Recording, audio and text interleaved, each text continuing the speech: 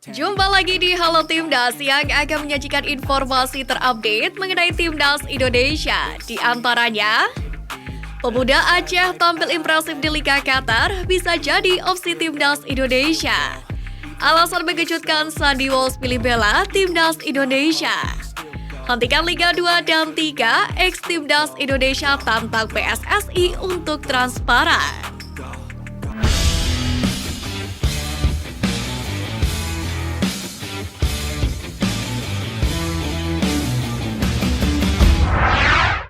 Kapten Timnas Indonesia U16 dapat beasiswa ke Hungaria.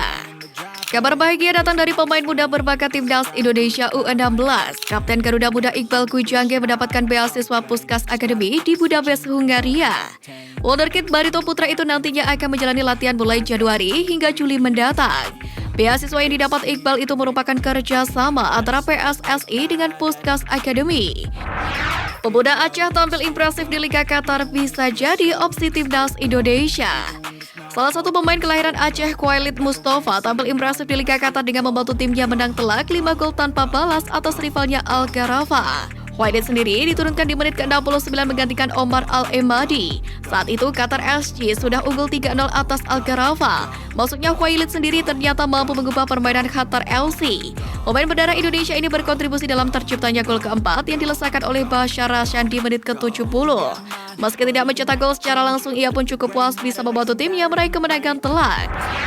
AFF sebut Doan Van Hau pemain vital Timnas Vietnam di laga final. Netizen tak terima. Akun Instagram resmi Piala AFF menyebut kalau Doan Van Hau menjadi pemain vital jelang laga final Vietnam versus Thailand. Postingan ini justru membuat beberapa netizen merasa panas dan gak terima. Mereka langsung membanjiri kolom komentar di postingan tersebut, di mana banyak yang memberikan komentar miring kepada Doan Van Hau. Mereka rata-rata menyoroti permainan kasar sang pemain. Kerap main licik, pemain Vietnam disorot media Thailand. Thailand akan menghadapi Vietnam di final Piala AFF 2022. Jelang pertandingan ini, Doan Van Hau menjadi sorotan media Thailand Siam Sport karena dianggap punya peranan licik di skuad Golden Star Warriors. Sebelumnya, Doan Van Hau sendiri memang jadi sorotan karena permainannya yang kalah menghadapi Timnas Indonesia serta Malaysia. Beki di Vietnam itu bermain kasar dan membahayakan pemain lawan, seperti tackle dua kakinya terhadap Dendi Sulistiawan. Ajaibnya, ia malah lolos dari hukuman wasit meski melakukan pelanggaran keras. Liga 1 tanpa degradasi, PSSI dicaci. PSSI memutuskan tidak melanjutkan gelaran Liga 2 2022-2023 setelah digelarnya rapat Komite Eksekutif atau Exco pada Kamis kemarin. Itu berimbas pada peri Liga 1 2022-2023 yang kini dipastikan tanpa degradasi. Hal itu lantas membuat mantan pemain PSM Makassar yang kini berseragam klub Liga 3 Farmel FC menyindir keras keputusan PSSI dan PT LIB. Zulkifli yang sempat menjadi langganan Timnas Indonesia dan juga kerap tampil di Piala AFF menyebut apa yang dilakukan PSSI dan PT LIB berpotensi bikin sepak bola tanah air semakin mundur. Jebolan Piala AFF itu juga menyinggung soal apa yang dialami oleh klub Liga 2 dan klub Liga 3 ialah buah dari kesalahan klub Liga 1. Hentikan Liga 2 dan Liga 3, ex-Timnas Indonesia tantang PSSI untuk transparan. Pengumuman penghentian kompetisi Liga 2 dan Liga 3 musim 2022-2023 mendapatkan reaksi keras dari pemain sekaligus manajer klub Liga 2 FC Bekasi City, Hamka Hamzah. Ex-pemain Timnas Indonesia tersebut merasa keputusan PSSI itu aneh dan terasa ditunggangi oleh kepentingan tertentu. Dia kemudian menantang transparansi mengenai pengambilan keputusan penghentian Liga 2 dan Liga 3 dan meminta supaya faktor-faktor yang disebutkan PSSI bisa dijelaskan secara terbuka. Menurut Hamka, kelanjutan kompetisi bukan hanya soal kepentingan pemain, klub, dan official, namun juga menyangkut kepentingan hidup masyarakat. Kim Pan-gon isyaratkan rombak skuad Malaysia usai Piala AFF 2022. Bakal ditiru Sintayong? Pelatih Malaysia Kim Pan-gon mencanangkan untuk merombak tim Harimau Malaya setelah tersingkir di Piala AFF 2022. Para pemain Malaysia bakal dinilai dari performanya, lalu berujung pencoretan nama-nama pemain yang dirasa tidak memiliki performa yang bagus. Apa yang dilakukan Kim Pan-gon ini tentu untuk mempersiapkan tim Malaysia yang lebih baik lagi.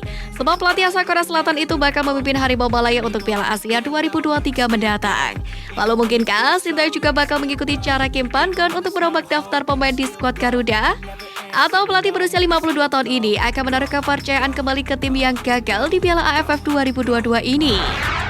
Kualifikasi Olimpiade Paris 2024, Timnas Wanita Indonesia segrup dengan Taiwan dan Lebanon. Kabar terbaru muncul dari Timnas Wanita Indonesia, di mana undian babak pertama kualifikasi Olimpiade Paris 2024 zona Asia telah keluar. Hasilnya skuad Garuda Pertiwi berada segrup dengan Taiwan dan juga Lebanon. Nantinya pemenang dari setiap grup berhak melaju ke babak kedua. Sementara itu 5 tim peringkat tertinggi FIFA zona Asia sudah menanti di babak tersebut, yaitu Korea Utara, Jepang, Australia, Korea Selatan, dan China. Skuad Garuda Pertiwi perlu mewaspadai Taiwan di babak grup nanti karena pernah kalah 0-4 di babak grup Asian Games 2018. Pelatih Timnas Wanita Indonesia Rudy Eka Priyambada sendiri menatap babak grup nanti dengan optimis. Dia yakin anak asuhnya bisa lolos dari babak grup jika berhasil dengan tampil maksimal. PSSI sebut nasib Sintayong ada di tangan Indra Syafri. Disampaikan Sekjen PSSI Yunus Nusi saat ditemui awak media di kantornya GBK Arena pada Kamis malam kemarin. Usai gagal di Piala AFF 2022, nasib pelatih Timnas Indonesia Sintayong kini ada di tangan Direktur Teknik PSSI Indra Syafri. Sementara itu, menurut pengakuan Yunus Nusi, PSSI telah menjadwalkan evaluasi kinerja Sintayong yang belum diketahui kapan akan digelar. Yunus menambahkan tak bisa berkomentar lebih jauh terkait peluang Sintayong diputus sebelum kontrak selesai pada akhir 2023. Ia mengatakan ingin melihat lebih dahulu hasil komunikasi Indra Syafri dan Sintayong. Pesan sang kakek bikin Sandy Walsh kepincut bela Timnas Indonesia. Keputusan BKV Bachelor Sandy Walsh menjadi pemain naturalisasi dan membela Timnas Indonesia tidak muncul serta-merta. Berawal dari kebimbangan menentukan kewarganegaraan saat paspor Belandanya habis, ia lantas teringat pesan sang kakek tentang keadaan sepak bola Indonesia, yang mana akan terus berkembang meski saat itu Indonesia belum mendapatkan sorotan dari berbagai negara. Karena hal itulah ia memutuskan untuk membela skuad Garuda. Mark Locke sebut momen Piala AFF 2022 pengalaman yang indah. Mark Locke mengenang momen bersama dengan Timnas Indonesia di Piala AFF 2022. Melalui postingan di akun Instagram pribadinya, punggawa Persib Bandung itu mengatakan kesempatan membela skuad Garuda sebagai salah satu kenangan yang indah untuknya. Sayangnya memang langkah Timnas Indonesia harus terhenti di babak semifinal. Kegagalan Timnas Indonesia ini memang cukup disayangkan mengingat Timnas Indonesia sama sekali belum pernah mencicipi rasanya keluar sebagai juara di ajang 2 tahunan tersebut. Sebelum bergeser ke berita selanjutnya, jangan lupa untuk like, comment, subscribe, and Sebelum bergeser ke berita selanjutnya, jangan lupa untuk like, comment, subscribe, and turn on notification supaya tidak ketinggalan berita terupdate lainnya mengenai Timnas Indonesia hanya dari Halo Timnas.